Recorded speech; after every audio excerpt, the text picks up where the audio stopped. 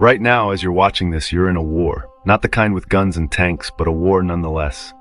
You're fighting for your time, your attention, your energy, your peace of mind. And here's the uncomfortable truth. You're losing. Badly. Because you don't even know you're in a battle. You wake up every day reacting to whatever comes at you.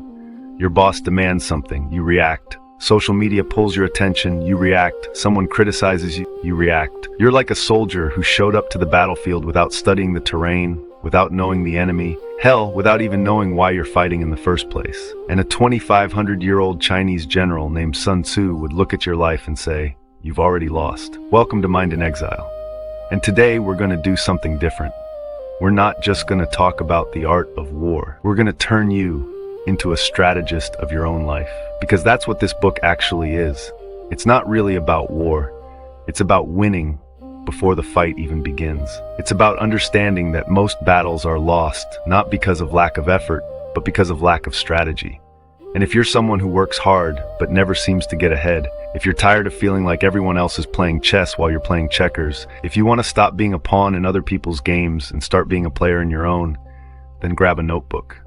Seriously, this isn't a sit back and be entertained kind of video. This is a workbook. We're going to identify the wars you're actually fighting in your daily life, and we're going to give you the strategies to win them. So first, let's get real about something. When Sun Tzu talks about war, he's not glorifying violence. He's talking about conflict. And conflict is everywhere. Every single day, you're navigating conflicts. Small ones, big ones, internal ones, external ones. And most people approach these conflicts the same way. They react emotionally, they fight harder, they exhaust themselves, and they wonder why they keep losing. Sun Tzu opens the art of war with something that sounds obvious, but most people completely ignore. He says warfare is a matter of life and death. It's a road to either safety or ruin. Hence, it's a subject that must be studied carefully. Now apply that to your life. Your career decisions, your relationships, your health, these are matters of life and death.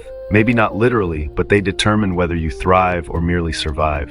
Whether you build the life you want or just endure the one that happens to you. And yet, how much time do you spend actually strategizing? How often do you step back and think, okay, what am I actually trying to achieve here? What are the obstacles? What are my resources? What's my plan? Most people spend more time planning a vacation than planning their lives. They drift, they react, they hope things work out, and then they're shocked when they don't. So here's your first exercise. I'm serious. Pause this video if you need to. Write down 3 conflicts or challenges you're currently facing. Could be at work, could be a difficult person in your life, could be an internal battle like procrastination or anxiety. Write them down, because we're going to apply Sun Tzu's principles to each one by the end of this video. Okay, now let's talk about Sun Tzu's most famous principle. Know yourself and know your enemy, and you will never be defeated. This sounds simple, but let me ask you something. Do you actually know yourself? Not the version of yourself you present to others, not who you wish you were, but who you actually are. Your real strengths, your actual weaknesses, your patterns, your triggers. Most people don't. They have this vague sense of themselves, mostly built on wishful thinking and past experiences they've rewritten in their heads. And knowing your enemy? In modern life, your enemy isn't always a person. Sometimes it's a system. Sometimes it's a habit. Sometimes it's a limiting belief. Let's say you're trying to get in shape. Your enemy isn't the gym. It's your pattern of starting strong and quitting after 2 weeks. That's what you need to study. What triggers the quitting? Is it boredom? Is it lack of visible results? Is it that you're trying to change too much too fast? If you don't study your own patterns, you'll keep losing to yourself. Here's exercise 2. For each conflict you wrote down, answer these questions. What are my actual strengths I can use here? Not what I wish I was good at, but what I'm genuinely good at. What are my real weaknesses that might sabotage me? And who or what is my actual opponent? Get specific, because you can't win a war if you're fighting shadows. Now here's where Sun Tzu gets really interesting. He says the supreme art of war is to subdue the enemy without fighting. Think about that. The highest form of victory is when the battle never happens at all. You win before anyone even realizes there was a conflict. In modern terms, this means solving problems before they become problems. It means being so strategic that you avoid unnecessary conflicts altogether. Let me give you an example. You have a coworker who loves taking credit for other people's work. Most people would confront them directly, which creates drama and makes you look petty. That's fighting. But what if instead, You start documenting your work publicly, sending recap emails after meetings, sharing updates in group channels instead of private messages. Suddenly, there's a clear record of who did what. You've neutralized the problem without a single confrontation. That's subduing the enemy without fighting. Or let's say you're trying to quit a bad habit. Fighting it directly, white-knuckling through cravings, that's hard. That's battling yourself every day. But what if you just remove the temptation? If you're trying to quit junk food, don't keep it in the house. If you're trying to stop doom scrolling, delete the apps. You've won before the battle even started because there's nothing to fight. You change the terrain. Exercise 3. For each of your conflicts, how could you win without fighting? How could you solve this so elegantly that the problem just disappears? This requires creativity. This requires thinking strategically instead of just reacting emotionally. And this is where most people fail. They're so focused on fighting harder that they never stop to think about fighting smarter. All right, now let's talk about deception. Sun Tzu says all warfare is based on deception. When able, feign inability. When near, appear far. When far, appear near. Now this might sound manipulative, and yeah, in the wrong hands it can be, but let's reframe it. Deception in strategy isn't about lying. It's about not revealing your full hand. It's about letting people underestimate you. It's about maintaining optionality. You know that person at work who talks about every idea they have before they've done anything? Everyone knows their plans, their ambitions, their strategies, and then people either steal their ideas, sabotage them, or hold them accountable before they've even started. Compare that to the person who works quietly, builds in silence, and only reveals results. Which one has the advantage? There's a reason successful people often seem to come out of nowhere. They weren't actually nowhere.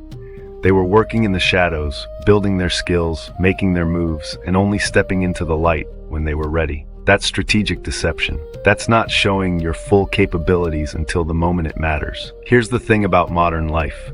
Everyone wants to perform their success before they achieve it. Post about the gym before they've built the habit. Announce their business idea before they've validated it. Tell everyone they're changing before they've changed. And then when they inevitably fail or struggle, they have an audience for their failure. They've created accountability before momentum. That's bad strategy. Sun Tzu would tell you to shut up and work. Let people think you're not a threat. Let them underestimate you. And when you finally make your move, it'll be so unexpected, so decisive, that by the time they realize what happened, you've already won. So exercise 4. What are you revealing too early? What plans or ambitions are you broadcasting that would be better kept quiet? Write them down, and then consider going silent on them. Build in private, reveal in public. Now let's talk about adaptability. Sun Tzu says water shapes itself according to the ground. An army should adapt itself to the enemy's situation in order to gain victory. This is huge. Most people have one strategy and they try to force it in every situation. They're rigid. They have a plan and they stick to it even when it's clearly not working. That's not strategy. That's stubbornness. Think about it. You're in an argument with your partner. Your default strategy is to explain your point logically, rationally, calmly, but they're emotional. They're not hearing your logic. They're feeling unheard. If you keep using the same strategy, you'll keep getting the same result, a frustrated partner and an unresolved conflict. But what if you adapted? What if you met them where they are emotionally first, validated their feelings, and then once they felt heard, introduced your perspective? Different terrain requires different tactics. Or let's say you're trying to build a business.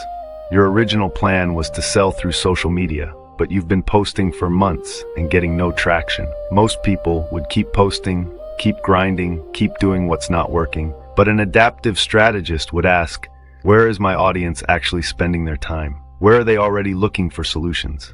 Maybe it's not social media. Maybe it's forums or podcasts or partnerships or offline events. Adapt to the terrain instead of fighting against it. Exercise 5. For each conflict, ask yourself, am I trying to force one strategy everywhere? What would it look like to adapt to the actual situation instead of the situation I wish I had? This is hard because it requires letting go of ego. It requires admitting that your preferred way might not be the right way. But that's what strategists do. They care about results, not about being right. Let's talk about timing. Sun Tzu says there are 5 times to attack. When the enemy is unprepared, when they're traveling, when they're tired, when they're not expecting it, and when they're in disorder. This applies directly to modern life. Everything is about timing. You don't ask your boss for a raise the same week the company announced layoffs.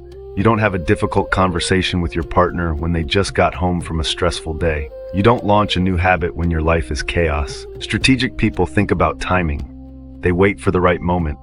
They create the right conditions. They don't just act, they act when action will be most effective. And sometimes the most strategic move is to do nothing and wait. Most people are so impatient that they ruin good opportunities by moving too early.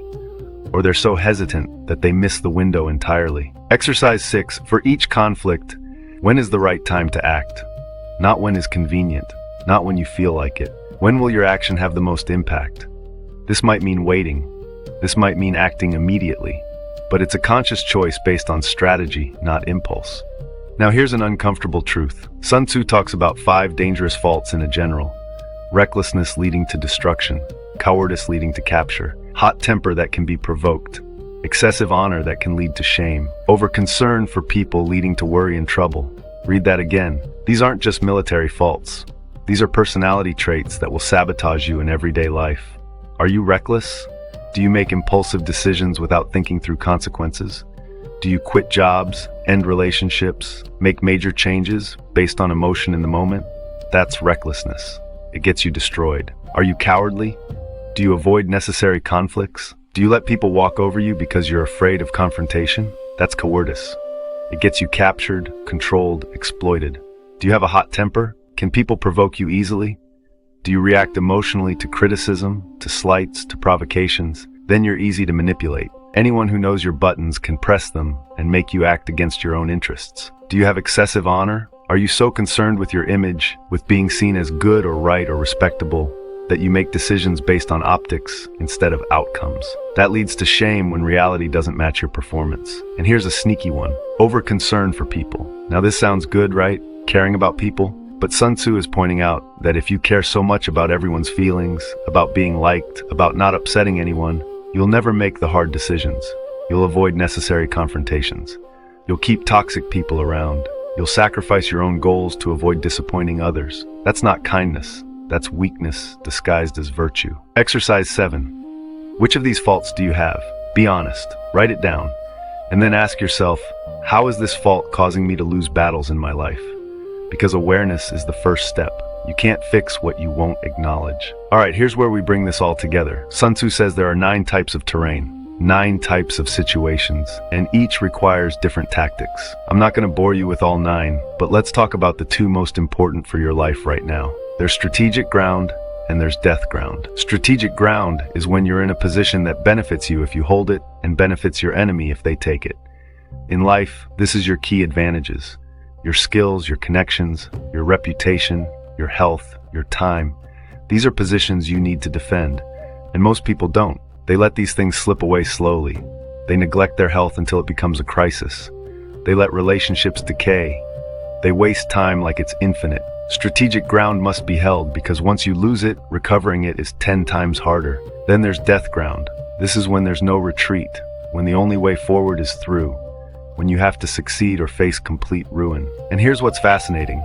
Sun Tzu says, when you're on death ground, your troops will fight hardest because they have no choice. It's win or die. Now, I'm not saying create artificial crisis in your life, but I am saying that sometimes when you cut off your retreat, when you burn the boats, when you make success the only option, you access a level of commitment you didn't know you had. People who quit their job to start their business before they have a safety net, that's death ground. And yeah, it's risky, but it also eliminates the luxury of half-assing it. People who publicly commit to a goal before they're ready, death ground. Their reputation is on the line. They can't quietly give up. I'm not saying this is always the right move, but if you've been playing it safe for years and getting nowhere, maybe you need to put yourself in a position where retreat isn't an option. Exercise 8. What strategic ground do you need to defend in your life right now? What advantages or resources are slowly slipping away that you need to protect? And is there anywhere you need to create death ground? Somewhere you've been keeping an escape route that's actually preventing you from full commitment. Now let's get practical with the one strategy that ties everything together. Sun Tzu says, ponder and deliberate before you make a move. This is the opposite of how most people operate. They encounter a problem and immediately react. Someone challenges them, they defend. Someone offers an opportunity, they jump. Something goes wrong, they panic. There's no space between stimulus and response. It's just automatic reaction. But strategy requires that space. It requires pausing. It requires thinking several moves ahead like a chess player. What will happen if I do this? How will they respond? What's my next move after that? And what am I missing? What don't I know? Most conflicts in your life could be avoided or won easily if you just took 30 seconds to think before acting. Your boss criticizes your work. Your immediate reaction is to defend yourself, to explain, to justify. But if you pause, you might realize that getting defensive makes you look bad. That accepting the feedback gracefully, asking clarifying questions, and then quietly proving them wrong with your next project is a much better strategy. That's thinking ahead. That's not just reacting. Someone insults you online, your fingers are already typing a response. But if you pause, you realize that engaging gives them what they want, that ignoring them or responding with humor disarms them completely, that letting it go makes you look confident, while arguing makes you look bothered. Same situation, different outcome, just because you paused and thought strategically instead of emotionally. Final exercise. For the next week, practice the pause. When something triggers you, when you want to react immediately, stop. Count to 10. Ask yourself, what's the strategic response here? Not the satisfying response, not the righteous response, the strategic one. The one that actually moves you toward your goal instead of just making you feel better in the moment. Write down at least 3 times this week when you paused and changed your response. Notice what happens. Here's the thing about the art of war that most people miss. It's not about being aggressive. It's not about fighting all the time.